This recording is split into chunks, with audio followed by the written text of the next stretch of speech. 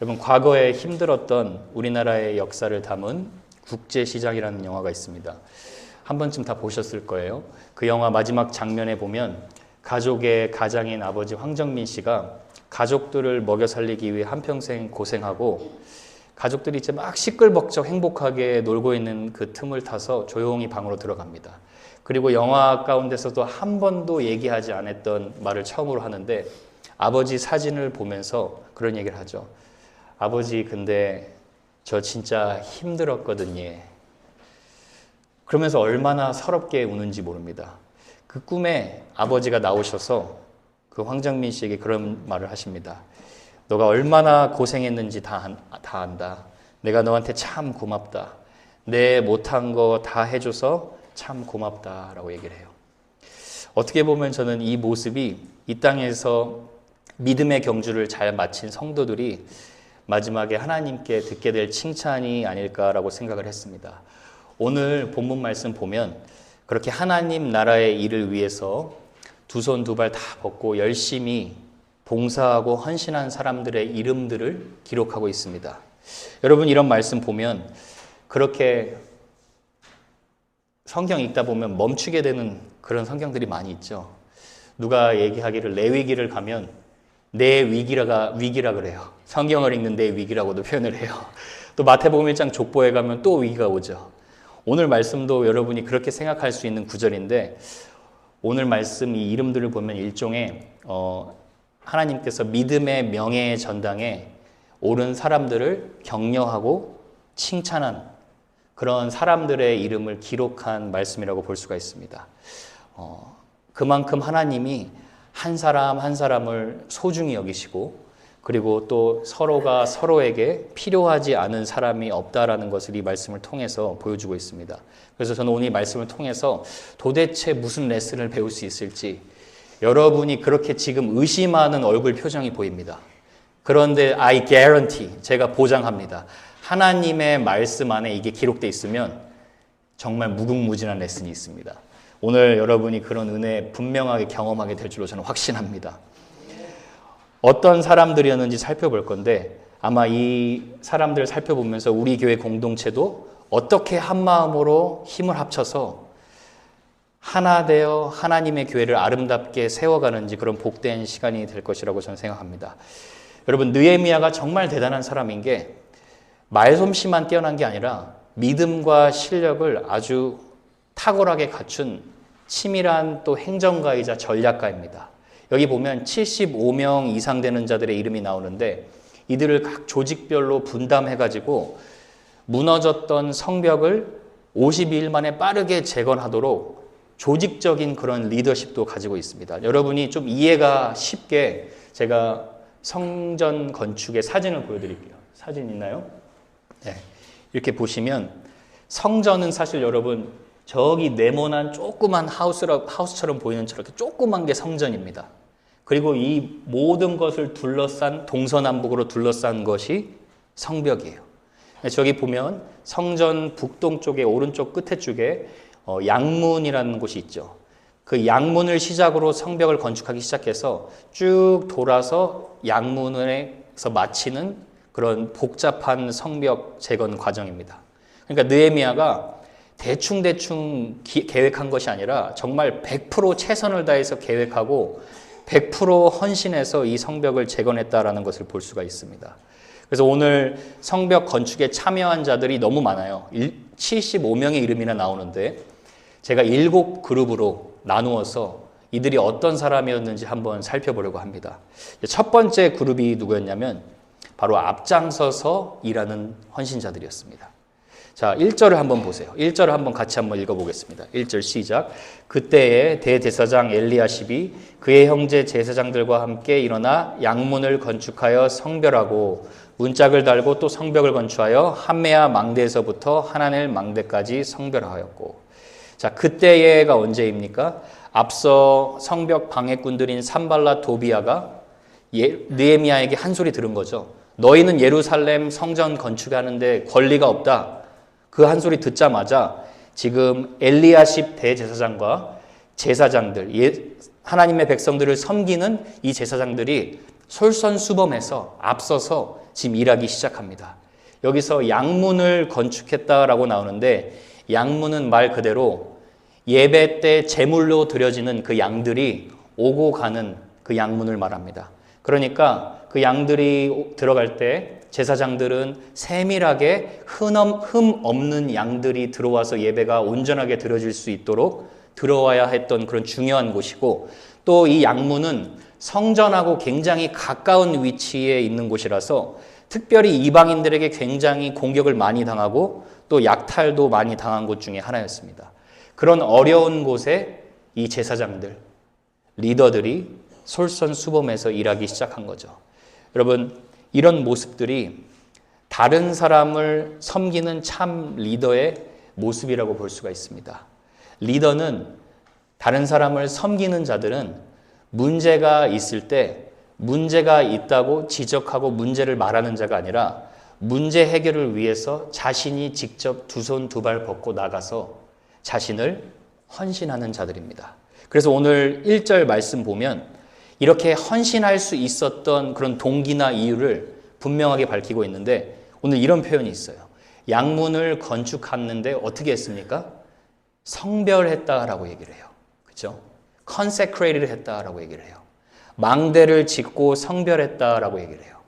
이거는 무엇을 짓고 나서 성별했다라는 말은 구별했다라는 말이죠. 거룩한 하나님의 것이다라고 구별했다라는 말이죠. 그러니까 제사장들은 성벽 건축을 단순히 건축을 짓는 노동이라고 생각한 것이 아니라 하나님의 일이라고 생각을 한 거예요. 이것은 하나님의 전이고 우리가 이렇게 앞장서서 하나님의 양문을 재건할 때 이스라엘 백성들이 회복하고 하나님의 예배가 회복돼서 우리 하나님께서 우리 삶 가운데 진정한 치유를 부어주실 것이다 라고 생각한 거예요. 여러분, 성경에도 여러분 앞장서는 리더들의 자격 중에 하나가 뭐냐면 선한 일을 위해서 열심히 있는 자들이에요. 본질의 회복을 위해서 기꺼이 앞장서서 헌신하는 자들이라고 얘기를 합니다. 디모데전서 3장 1절에 보면 이런 말씀이 있어요. 미쁘다 이 말이요 곧 사람이 감독의 직분을 얻으려 함은 뭐라고 나오죠? 선한 일을 사모하는 것이로다 라고 나오죠. 감독의 직분은 여기서 이제 장로와 목사를 얘기하는데 사실 통틀어서 집사까지 얘기를 하는 거예요.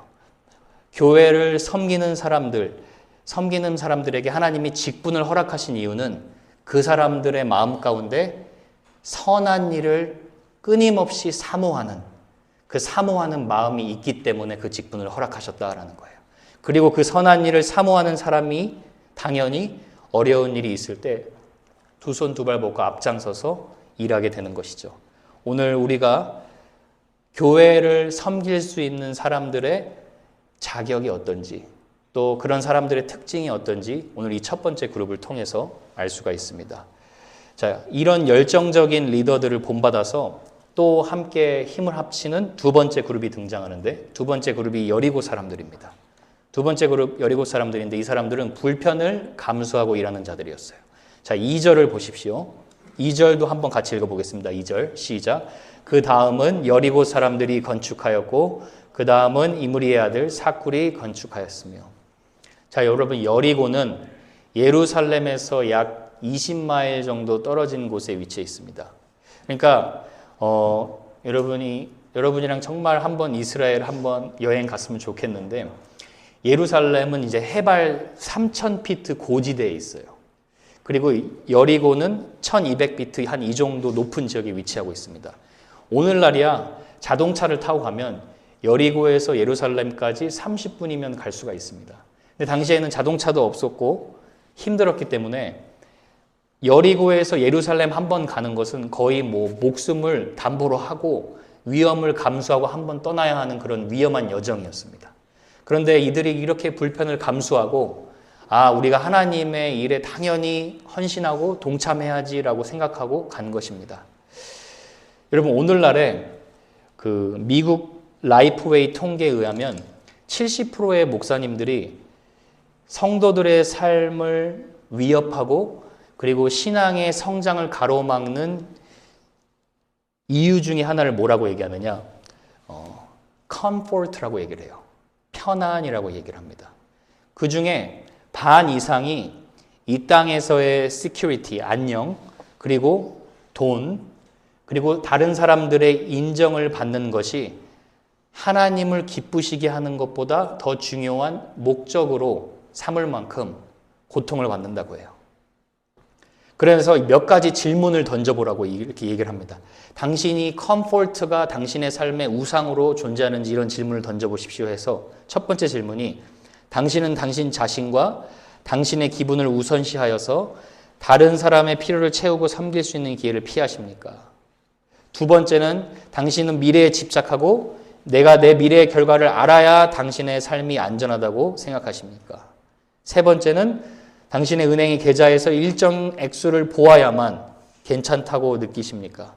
그리고 그 숫자를 지키기 위해서 희생적이고 관대한 베품의 기회를 resist, 저항하고 계십니까? 라고 얘기를 해요. 여러분, 편안이라는 우상, 이건 미국 교회 통계입니다. 이게 모든 이민교회에게는 그대로 적용되지 않을 거라고 생각합니다. 오히려 이민교회는 조금 더 희생을 했죠. 그런데 중요한 건 무엇이냐? 우리 마음의 신앙관이 어떠냐라는 거죠. 예수님을 믿고 따르는 인생이 비록 힘든 광야길이라도 하나님을 신뢰하며 불편을 감수하고 그 불편함 속에서도 하나님이 나를 성장시키시는 것을 믿는 믿음이냐? 아니면 내가 예수님을 믿는 인생이 예수님을 믿고 마치 크루즈를 타는 편안한 인생으로 생각하는 믿음이냐? 당연히 전자가 예수님을 따르는 믿음이겠죠. 여러분, 마태복음 16장에 보면 예수님이 제자들에게 자신의 가는 길에 대해서 또 밝혀주시죠. 인자가 고난을 받고 그리고 십자가에 넘겨져서 죽음을 당하고 그 후에 부활할 것이다 라고 얘기를 해요. 그랬더니 한 제자가 누구죠? 베드로가 나서서 뭐라고 합니까? 주님, 절대로 그런 일을 있어서는 안 됩니다 라고 주님을 꾸짖습니다. 고난받으면 안 됩니다 라고 주님을 꾸짖어요. 그때 예수님이 베드로에게 사탄아 내 뒤로 물러가라 뭐라고 얘기합니까? 네가 하나님의 일을 생각하지 않고 사람의 일을 생각하는도다. 자, 여러분, 한 끗 차이입니다. 베드로가 생각한 건 사람의 일이라는 거예요. 잘 보세요. 예수님을 따르고 예수님의 따름으로 인해서 고난을 겪고 그러나 그 고난 속에서 주님이 함께 해주신 은혜를 통해 죽음과 부활인 예수 그리스도의 복음의 능력이 나를 이끄는 것이 아니라 예수님을 따르고 고난 따르는 거 그거 있어서는 안 됩니다 라고 얘기하는 거. 예수님 뭐라고 얘기하느냐? 사람의 일이라고 얘기를 해요. 자, 여러분, 정말 여러분이 이해하기 쉽게 풀어서 말하겠습니다. 예수님 믿고 영광 받고 불편하지 않고 편하게 사는 거 그거 사람의 일이라고 얘기를 하는 거예요. 자, 하나님의 일은 무엇입니까? 예수님이 사탄아 물러가라 네가 사람의 일을 생각하는도다 얘기하고 나서 예수님이 주신 해결책 치료제가 있어요. 그 말씀이 바로 오늘 이 말씀이었습니다. 자, 마태복음 16장 24절. 누구든지 나를 따라오려거든 자기를 부인하고 자기 십자가를 지고 나를 따를 것이니라. 자, 나의 옛 자아를 부인하는 삶 그리고 나에게 맡겨주신 사명의 십자가를 지고 나를 따르는 것이 예수 그리스도의 삶이라는 거예요. 예수 그리스도의 제자의 삶이라는 거예요.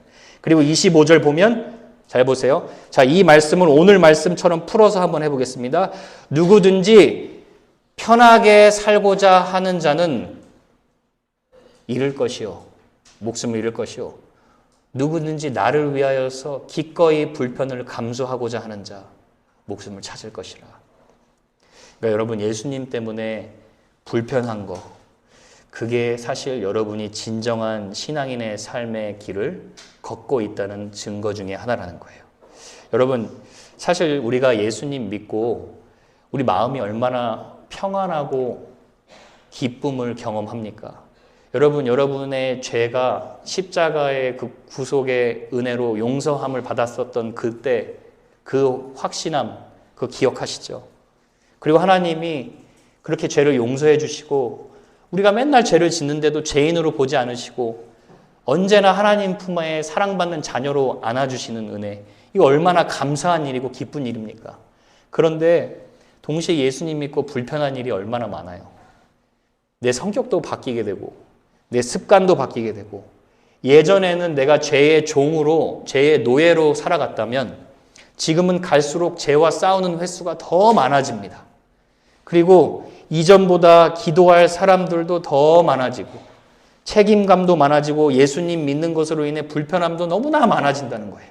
그런데 여러분이 그렇게 불편함이 많아지고 있다, 그 불편함을 훈련하고 있다, 그러면 여러분이 정말 믿음으로 예수님을 바라보고 살아내고 있다는 증거라는 거예요. 오늘 여리고 사람들이 그걸 알았던 거예요. 우리는 이 땅에서 먹고 살기 위해 생존자가 아니라 예수님을 위해서 사명을 감당하는 사명자다. 이거 여리고 사람들이 알았던 것입니다. 얼마나 아름다운 헌신자들인지 모릅니다. 여러분이 불편할수록 하나님 여러분을 더 성장하게 하시고, 예수님 때문에 불편할수록 그 불편함 때문에 반드시 하나님께서 여러분을 통하여서 하나님의 일을 이루어 가신다는 것을 꼭 기억하실 수 있기를 축복합니다. 그렇게 헌신자들이 있다면 또 뒤로 빼는 사람들이 있었어요. 오늘 이 본문에 딱 그룹으로 처음 등장하는 자들인데 힘을 모으지 않는 자들이었어요. 자, 3절 보세요. 그 다음은 드고와 사람들이 중수하였으나 그 귀족들은 그들의 주인들의 공사를 분담하지 아니하였다. 자, 3장에서 여러분 제일 많이 등장하는 말이 뭐냐면요, next to them, next to them, next to them. 그 다음은 무슨 말이에요? 한 사람도 빠짐없이 자기 일을 분담해서 했다는 거예요. 중수하였고, rebuild 했고, 건축했고, repair 했고, 다 자기 일을 감당한 거죠. 그런데 역사에 불청객이 있듯이 이 빌딩 프로젝트에도 불청객이 있었어요. 여기서 드고와 사람들의 귀족들, 부유한 사람들이 공사에 참여하지 않았다라는 거예요. 자, 본문에 보면 이들이 왜 공사에 참여하지 않았는지는 알 수가 없습니다. 정확히 나와 있지 않죠.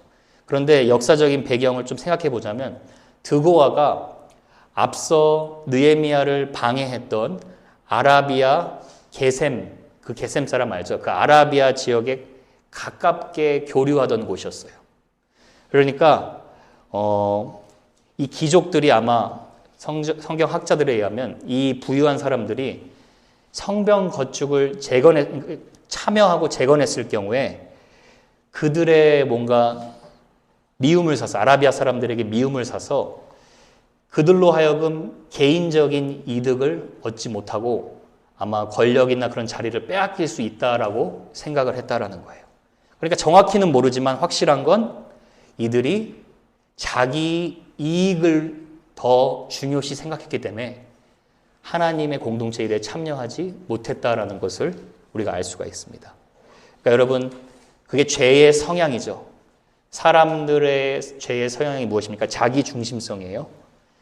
예수님이 내 마음 가운데 오셔서 내 마음을 지배하기 시작하면 내가 좀 힘들어도 남에게 유익을 끼치는 삶, 그리고 불편하고 희생하는 삶을 감수하는데, 죄가 나를 지배하는 경우에는 어떤 삶을 살게 됐느냐?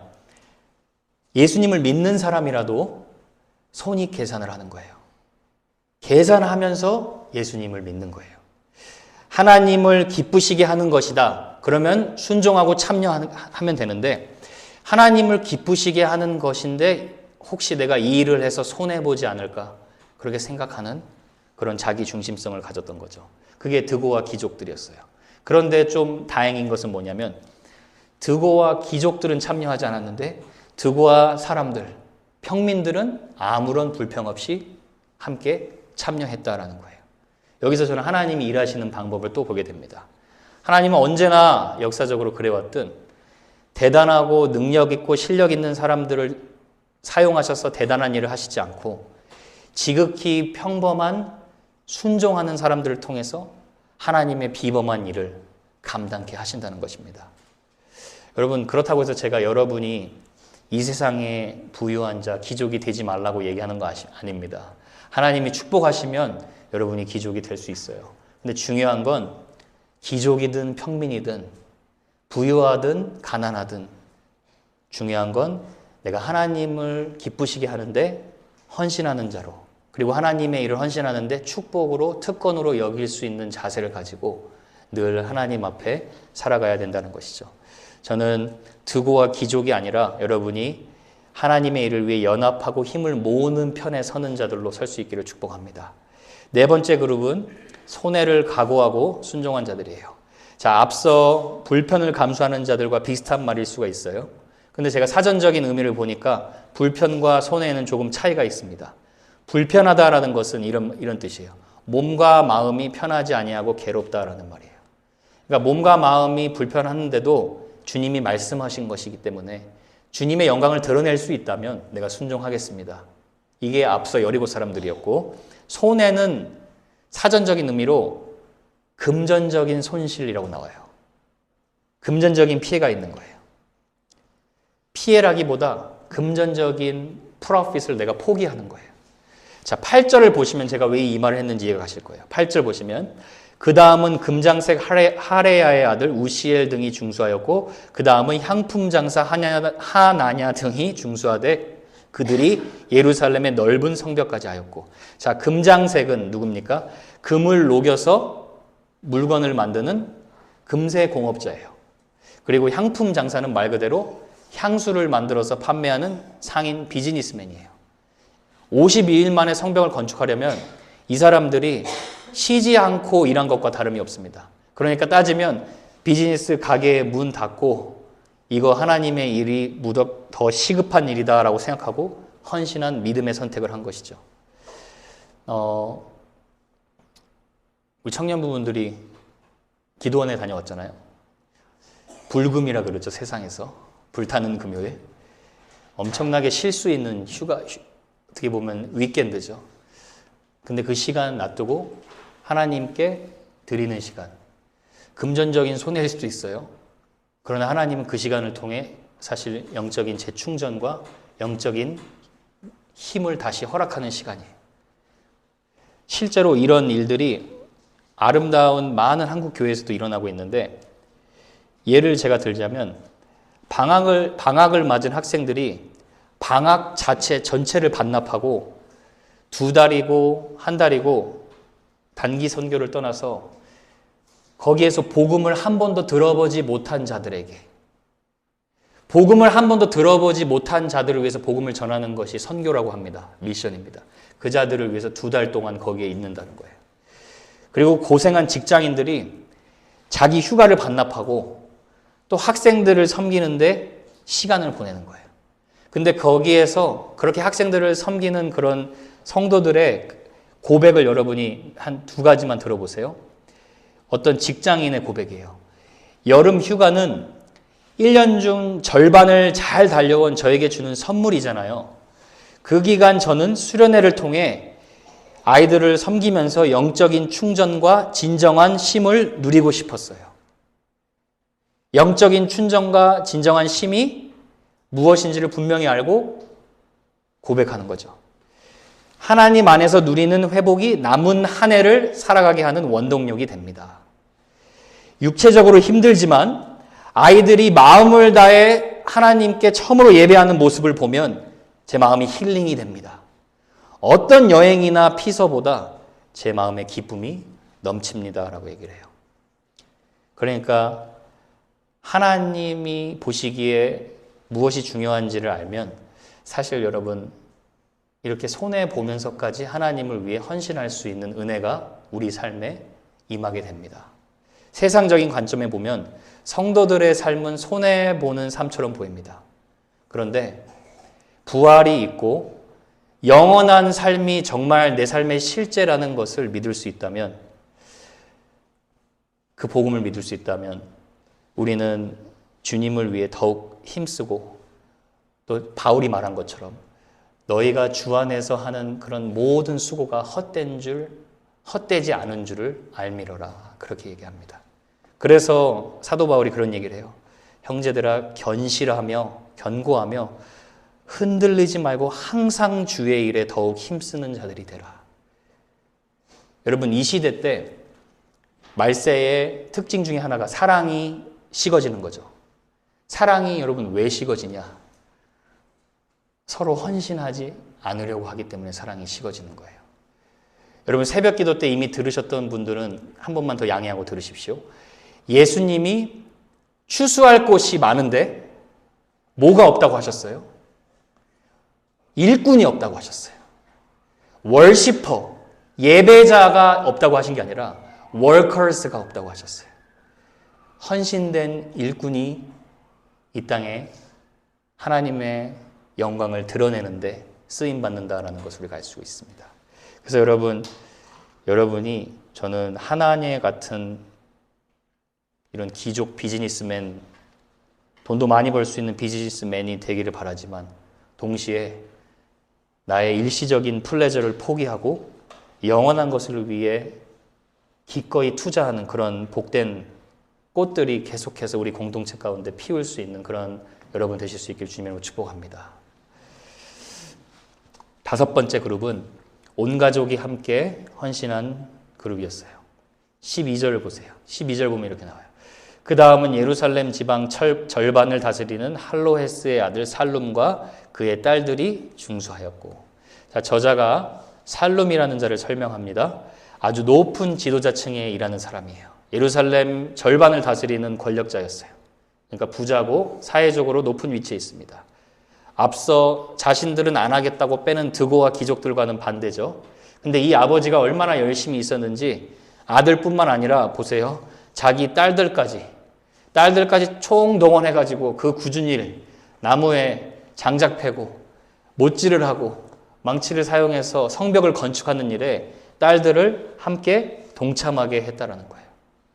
부모라면 여러분 웬만하면 자녀들이 힘든 거 안 하기를 원하는 게 부모죠. 근데 이 가정은 좀 다릅니다. 아마도 말씀이 이 가정 가운데 축적돼서 영적인 내공이 있었던 것 같습니다. 대화를 아마 상상해 보자면 그런 것 같아요. 아버지 살룸이 성벽 건축을 시작한다는 말이 끝나기가 무섭게 아들들은 이미 궁디 들고 나서서 열심히 일했을 거예요. 근데 아버지가 딸에게 그렇게 말했을 거라고 생각을 합니다.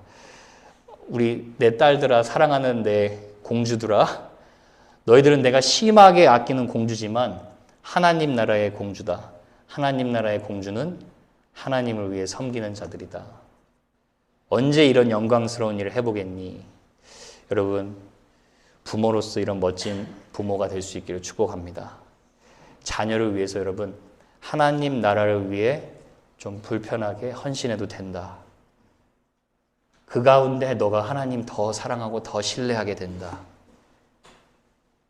그런 삶이 이런 개인주의 문화를 예수 그리스도의 빛으로 밝히는 아름다운 삶이다. 그렇게 여러분이 고백할 수 있고 그렇게 자녀들에게 말해줄 수 있는 그런 멋진 아름다운 아버지, 어머니 그리고 온 가정으로 쓰임받기를 축복합니다. 6번째 그룹은 굳은 일을 도맡아 하는 자들입니다. 13절 골짜기 문은 한운과 산호와 주민이 중수하여 문을 세우며 문짝을 달고 자물쇠와 빗장을 갖추고 또 분문까지 성벽 1000규빗을 중수하였고, 지난주에 한번 말씀드렸었는데 분문이 무슨 문이라 그랬죠? 똥문이야, 똥문. 지금 영어로 써 있어요. dung gate라고. 그러니까 뭐 하는 곳이냐면 똥문은 그 양들이 들어오잖아요. 그럼 말 그대로 양들 똥, 뭐 사람들 쓰레기 거기 오물더미를 다 치워내고 걸러내는 곳이에요. 나중에 사진 보면 똥문이 끝에 쪽에 위치가 돼 있어요. 근데 거기 똥문에서 일하려면 얼마나 힘들었겠어요. 냄새도 역하고 그리고 일하는 것 자체가 힘들었겠죠. 그런데 그 똥문, 본문에서 똥문이라고 하니까 조금 안 좋게 들려요. 본문부터 성벽 1000규빗, 성벽 450m를 수리했다라는 거예요. 근데 또 산호아 사람들은 여러분 어떤 사람들이냐면 산호아는 정말 지극히 조그만 작은 성읍이에요. 그러니까 예루살렘에서 13마일 떨어져 있는데 도시가 아니라 정말 시골 동네입니다. 그래서 산호아라는 말 뜻이 늪지대라는 뜻이에요. 그러니까 힘들게 사는 사람들도 많고 사람들이 알아주지 않는 사람들도 많은데 그런 사람들이 가장 굳은 일을 도맡아서 한다는 거예요.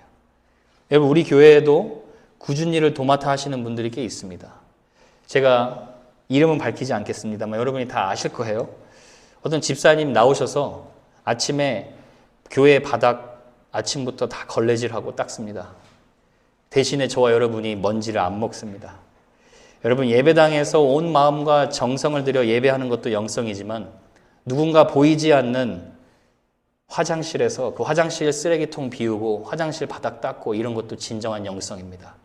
그래서 여러분, 교회 안에서는 중요하지 않은 일을 하는 사람이 한 명도 없어요. 그리고 우리 교회에 커피 타시는 분들 누구예요? 우리 그분들 덕분에 커피 맛있게 마십니다. 여러분, 커피 타시는 것도 영성입니다. 커피 타시는 분들이 있기 때문에 커피 맛있게 마시고 행복해 하시는 분들이 있어요. 오늘 이 지금 모습이 그런 모습인 거예요. 어떻게 보면. 이 얼마나 멋있습니까? 산호아 사람들이. 느헤미야한테 불평불만하지도 않아요. 왜 우리 같은 시골 사람들에게 이런 똥문 제일 힘든 거 시킵니까? 라고 얘기하잖아요. 오히려 그들의 마음 가운데는 그런 의미가 있었을 거예요. 내가 하나님을 위해서 하나님의 똥문이라도 치울 수 있는 게 얼마나 은혜인가. 주님의 은혜를 알면 여러분, 굳은 일, 쉬운 일, 어려운 일 구분하지 않습니다. 그저 하나님의 일이라고 생각하고 감사함으로 감당하게 됩니다. 주님이라는 그 말 하나, 주님의 은혜라는 그 단어 하나가 우리 마음 가운데 개입되면 이 산호아 사람들처럼 똥문 치우는 일이 아니라 주님의 영광스러운 일을 감당한다라고 우리가 생각할 수가 있는 거죠. 이런 산호아 주민 같은 영성이 우리 가운데도 충만하게 임할 수 있기를 축복합니다. 마지막으로 살펴볼 7번째 그룹은 2배의 몫을 감당하는 자들이에요. 제가 이거 이름 다시 보느라 정말 나름 힘들었어요. 2명의 이름이 나와요. 2명의 이름이. 근데 2번씩 등장하는 사람들의 이름이 누구냐면 1절, 22절, 28절 엘리야십과 제사장들이에요. 제사장들은 2배로 일을 합니다. 그리고 4절과 21절 학고스의 아들 무레못입니다. 그리고 드고아 사람들의 귀족은 참여하지 않았는데 드고아 사람들은 2배로 참여해서 일을 합니다. 5절과 27절 그리고 한운 그리고 19절 20절에 아셀과 바룩입니다. 이렇게 2배로 일하는 사람들은 보통 하나님께서 봉사의 은사를 주신 분들이에요. 그러니까 다른 사람들이 하나 할 때 이 사람들은 2개, 3개를 끝내는 분들이에요. 근데 2개, 3개 끝냈다고 해서 나 다 했다라고 끝내지 않고 또 다른 사람들과 가서 또 도와주는 거예요. 여기서 이제 주목해야 할 인물이 누구냐? 바룩이라는 인물인데 19절에 보시면 느헤미야가 바룩이 일한 모습을 딱 한 번 이렇게 표현을 해요. 자, 19절 보시면 이렇게 나오죠. 바룩이 어떻게 나오죠? 힘써 중수했다. 힘써 건축했다라고 나와요. 여기서 힘써 일하다라는 말의 본뜻이 뭐냐? 원래 본뜻이 원어로 불을 붙이다라는 말이에요. 뜨겁게 하다라는 말이에요. 그러니까 바룩이 일하면 옆에 사람들에까지 불이 붙어서 함께 헌신할 정도로 그렇게 배로 일하고 하나님의 일에 헌신되었던 사람이라고 볼 수가 있습니다. 아마 느헤미야가 이런 표현을 한 이유는 바룩이 유독 하나님 성벽을 건축하는데 정말 헌신한 자임을 격려하고 칭찬하기 위해서 기록했던 것이라고 볼 수가 있죠. 여러분, 앞서 살펴본 것처럼 하기 싫어서 뒤로 숨는 몇몇 사람들이 있지만 하나님의 일은 하나님의 때에 하나님의 방법대로 하나님의 능력으로 하나님의 사람들을 통하여서 반드시 완성됩니다. 52일 만에 이 성벽 건축을 놀랍도록 완벽하게 재건한 것입니다.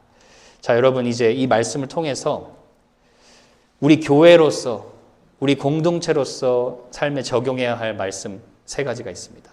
자, 성벽 건축을 했습니다. 이런 사람들이 있었어요. 자, 3가지 적용 포인트를 나누겠습니다. 첫 번째는 하나님이 우리를 구경꾼으로 부른 것이 아니라 주님의 일꾼으로 부르셨음을 기억하시길 바랍니다. 자, 느헤미야가 이런 일꾼들의 이름을 기록한 이유는 뭐냐? 말 그대로 이들이 가만히 있지 않고 소극적인 구경꾼이 아니라 하나님 나라를 위해 적극적으로 헌신한 자들이다라고 얘기를 하는 거예요. 여러분, 에베소서 2장 8절의 말씀을 우리는 굉장히 좋아하죠. 너희가 은혜로 인하여 믿음으로 말미암아 구원을 얻었나니 이것이 너희에게서 난 것이 아니요 하나님의 선물이라. 한국 교회는 구원의 확신 준다고 조국 교회는 구원은 선물이다. 이걸 2장 8절로 굉장히 강조했어요. 그런데 그 구원의 선물을 열어보는 것까지 우리가 나아가야 돼요.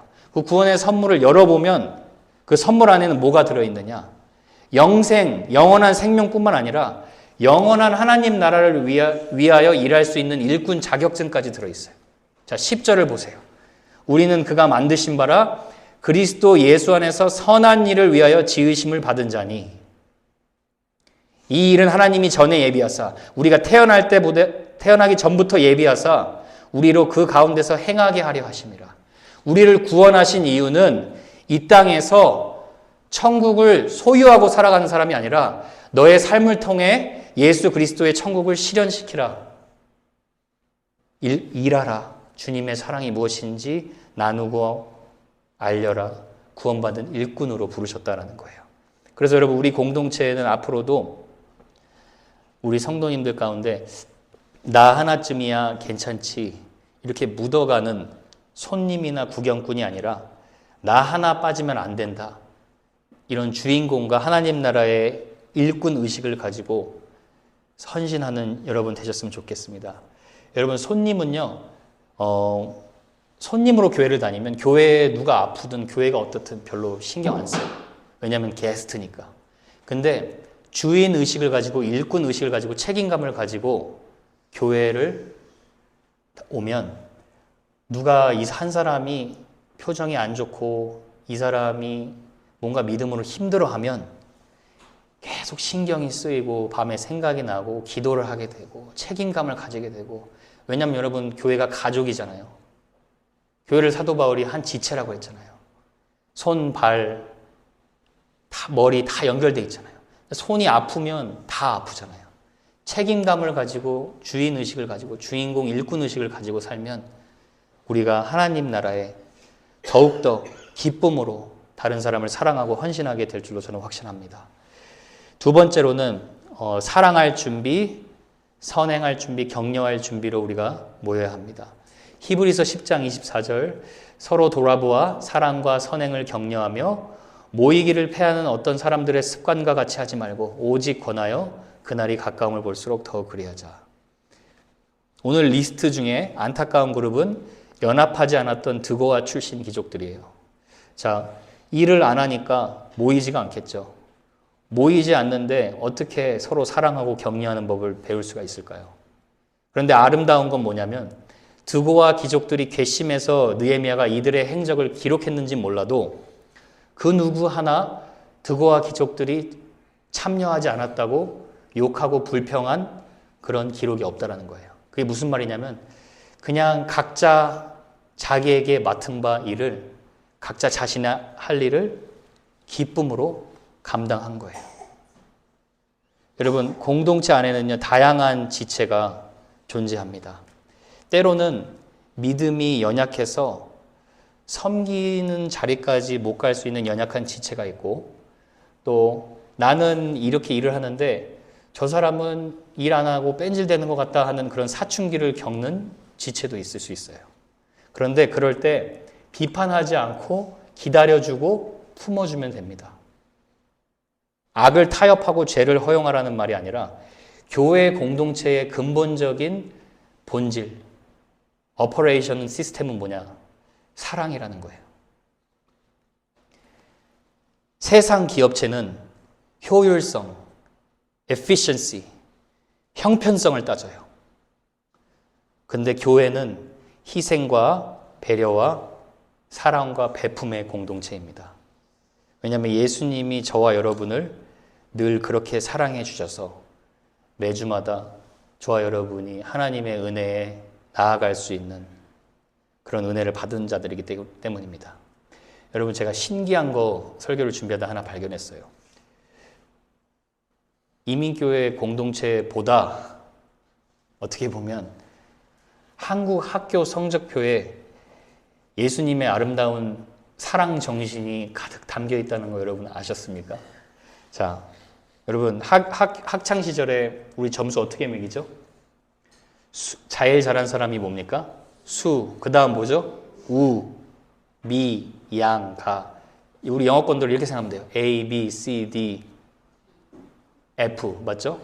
E로 안 가죠? F로 가죠. 근데 여기 한국 수읍 이한가의 참 뜻을 보세요. 자, 빼어날 수, 우수할 우, 아름다울 미, 양호할 양, 가능할 가예요. 여러분, 가는 영어로 말하면 뭐예요? failing grade예요. 근데 예수님은 우리를 보고 failing grade라고 주신 적이 단 한 번도 없어요. failing 했을 때 예수님은 가능하다라고 일으켜 주시는 분이에요. 복음 정신이 여기에 들어있어요. 교회 안에는 질서는 있어도 높고 낮음의 계급도 없고 점수도 없어요. 가장 연약해 보이는 사람이 가라면 우리는 그 사람을 볼 때 예수님의 마음을 품고 저 사람은 예수님의 일을 할 수 있는 가능한 자다라고 생각하는 거예요. 그래서 여러분 교회에 올 때 손님의 마음으로 오지 마시고 준비해서 오세요. 어떻게 오시냐? 오늘은 누구를 칭찬하고 격려할까? 오늘은 내가 누구를 위해서 내 따뜻한 말과 행동을 건네어 볼까? 책임감, 이 사랑의 언어와 행동을 장착해서 오시기 바랍니다. 그렇게 해서 오시길 바랍니다. 아멘이십니까? 지난주에 한 자매가 재밌는 얘기 했어요. 나는 여러분에게 사랑받을 준비가 되었습니다. 맞아요. 사랑받을 준비해서 오셔야 되고 사랑할 준비하시고 오셔야 돼요. 그게 교회예요. 사랑할 준비, 사랑받을 준비 둘 다 하셔서 오셔야 합니다. 그런 교회가 아름답게 세워질 줄로 저는 확신합니다. 마지막으로 일의 끝이 있음을 기억하며 충성된 일꾼으로 살아가야 합니다. 3장에서 제일 많이 등장하는 단어가 그 다음은 이라는 말이죠. 31절, 32절 사이에는 그 다음은 누가 이것을 했다라고 등장하지 않아요. 왜요? 일을 마쳤다라는 거예요. 성벽이 완공됐다라는 거예요. 하나님의 일을 하는 것도 똑같아요, 여러분. 인생도 똑같습니다. 마지막 때가 옵니다. 하나님이 모든 걸 계산하실 때가 와요. 말라기 3장에 보면 기념책이라는 게 있어요. 하나님 나라를 위해서 헌신한 모든 기록들을 그곳에 기록했다라고 얘기를 하고 있어요. 우리가 여러분 하나님을 위해 헌신하고 싶어서 헌신할 수 있는 게 아니라 하나님을 헌신할 수 있는 때가 정해져 있습니다.